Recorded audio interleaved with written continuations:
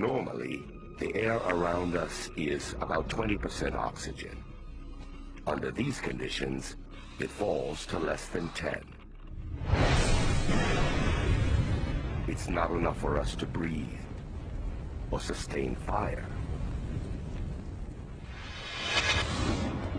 While lightning lashes the planet, fire doesn't burn. For now, even though lightning strikes, our buildings survive.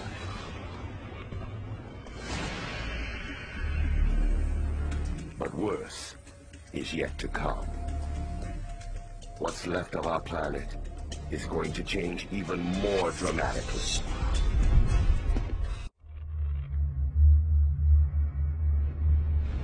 Our sun is aging rapidly, marching inevitably to its death.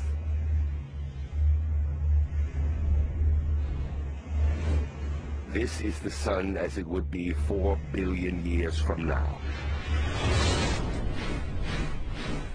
The remaining hydrogen in the sun's core is under tremendous pressure, crushed by the weight of the outer layers. Hundreds of millions of tons of hydrogen are fusing together every second.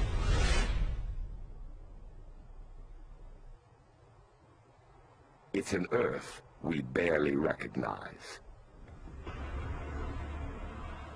The surface of the planet is now 700 degrees and rising.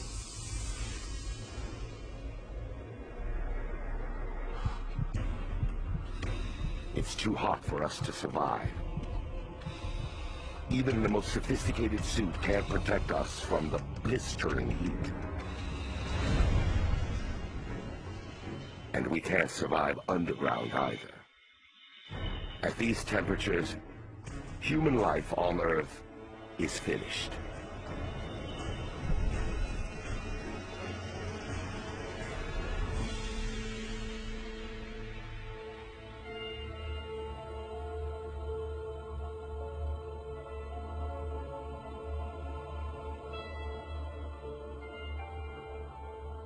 Every last drop of water on the planet is evaporating.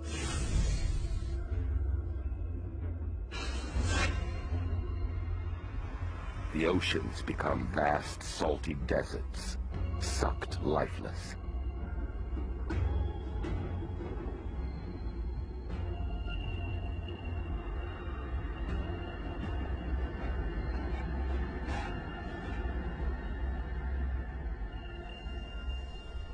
As the oceans vaporize, Earth is shrouded in clouds, which reflect the sun's rays. But that doesn't make it cooler.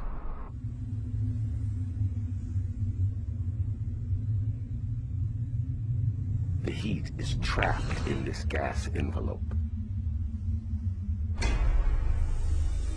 But heat isn't the only punishing problem. The air pressure on Earth is now 270 times what it once was. If humans were on the planet, it would feel like every square inch of our body was being crushed under the weight of 4,000 pounds.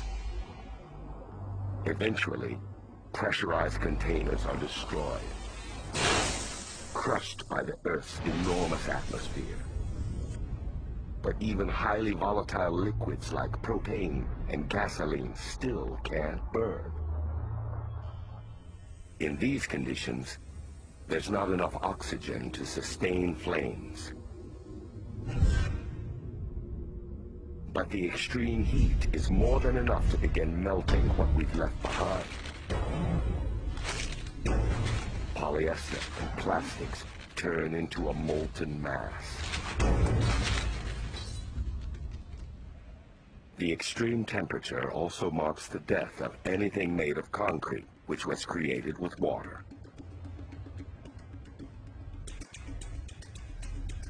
Now, in over 700-degree heat, this trapped water evaporates explosively, turning the concrete brittle and dusty.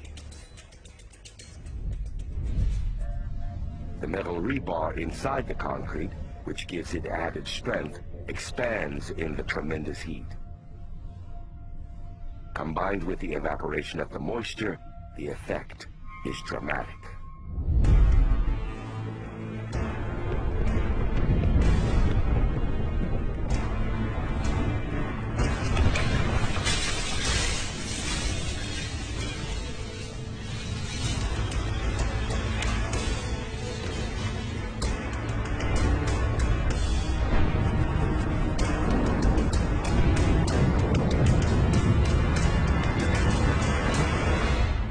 Some ancient monuments are still able to withstand the heat. Even 700 degrees isn't enough to damage the limestone of the pyramids, or the sandstone that makes up Stonehenge. They wouldn't melt just yet, assuming they were still around. But these incredible temperatures aren't stable. 700 degrees isn't anywhere near the most extreme the world will see. The greenhouse effect gets worse. Temperatures shoot up towards 2,400 degrees. This last radical increase is the beginning of the end. More and more of the water vapor circling the planet escapes our atmosphere and travels into space. Water that makes up the clouds is bombarded with UV radiation from the sun. The radiation splits the hydrogen off from the water molecule. As the hydrogen escapes to space, the oxygen stays behind, and the world is remade. About 5% of the Earth's crust is made of iron. As the oxygen returns, the iron rusts, and the planet begins to turn red.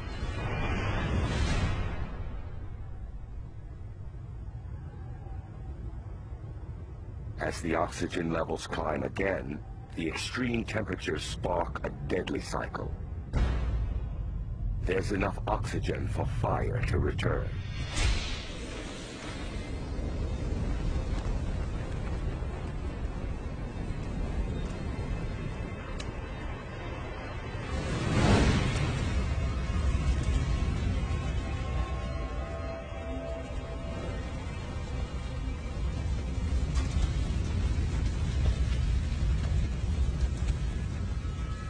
Anything that survived now burns.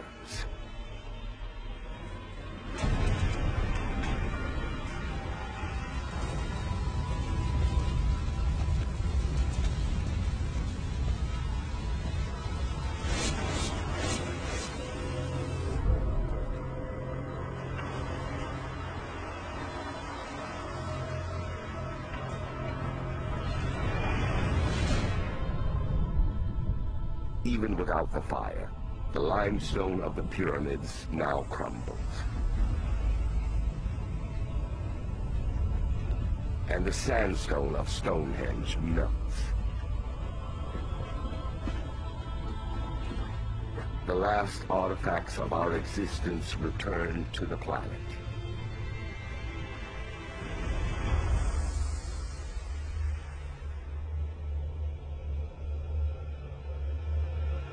Earth is now a scorched, rusting world.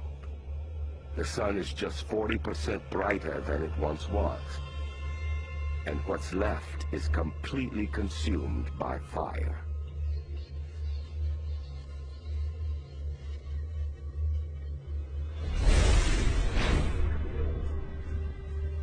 The sun that gave us life now has scorched the planet bare.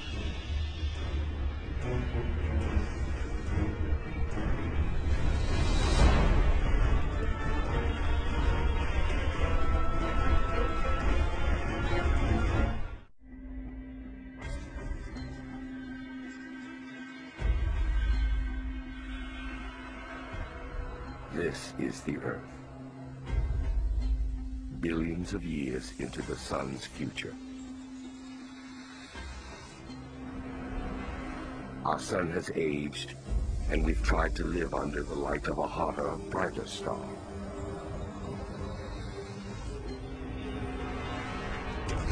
Our cities are gone. Our manufactured world destroyed by the blistering heat.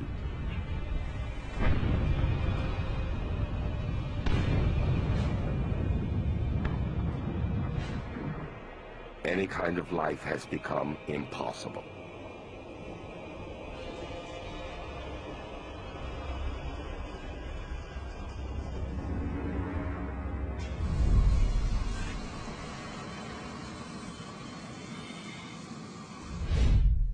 The sun has aged more than 6 billion years. It's time for the end, not just of life on Earth, but of the planet itself. Deep inside the sun, the last of its hydrogen fuel is consumed. What remains is a core of helium. It takes enormous pressure and heat to make the helium fuse. But now, the immense force of the sun's outer layers bears down, and this fusion begins. The powerful ignition actually propels parts of the sun out into the galaxy. As the sun continues to expand, the Earth is eventually baked in 3,600-degree heat. Our planet is scorched smooth. Its relentless growth has brought the sun just a few million miles from Earth. It has already swallowed Venus and Mercury.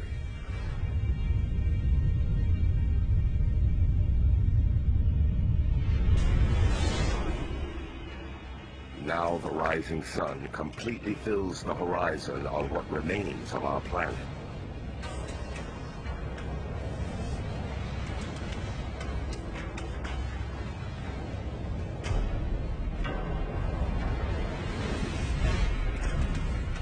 It's over 200 times bigger than it once was.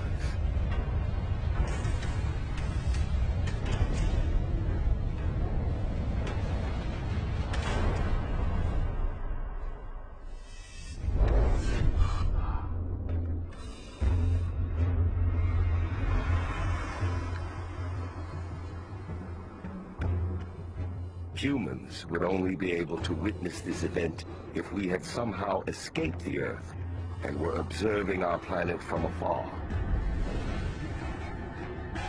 Perhaps Jupiter's moon, Europa. It's always been outside the habitable zone of our solar system, too cold to support human life. But the red giant has changed that. Temperatures reach habitable levels even at the far edges of our solar system. But Earth looks nothing like it used to. No signs indicate it could have ever sustained life.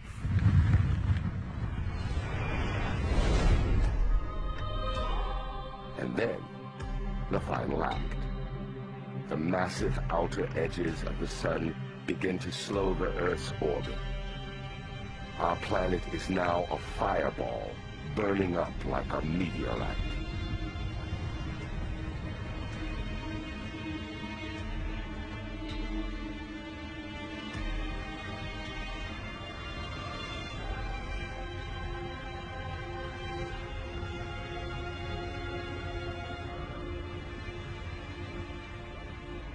In a blast of unimaginable heat, we're swallowed by the sun.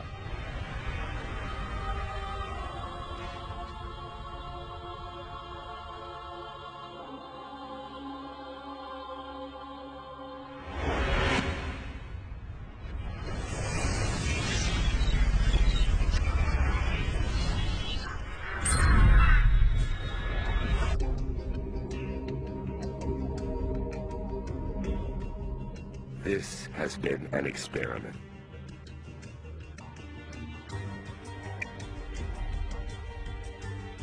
As our sun ages, it will slowly become harder, and larger. It will eventually become a red giant and transform our solar system.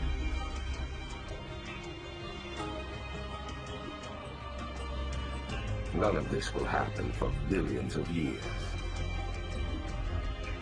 But even now, our life and the life of our planet are balanced precariously.